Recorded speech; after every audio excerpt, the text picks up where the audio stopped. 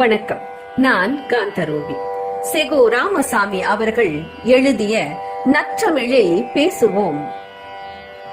தாய் தமிழில் பேசுவதை நையாண்டி செய்வதும் புறஞ்சொல்லி திரிவதும் சிலருக்கு வேடிக்கை, பலருக்கு வாடிக்கை.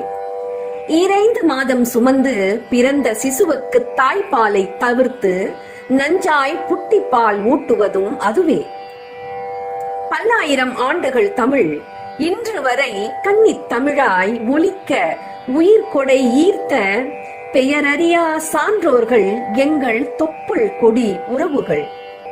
ஐயா என்றோம் ஐயோ என்றார்கள், ஐயை என்றோம் ஐயையோ என்றார்கள். நற்றமிழைச் சுவைக்க அஞ்சுகிறார்கள். தமிழ் எழுத்துருவை கிள்ளுக்கீற என புறந்தள்ளுகிறார்கள். பிற மொழிகளை அறிவு மொழி என கற்பனை செய்து நாளும் கொஞ்சுகிறார்கள்.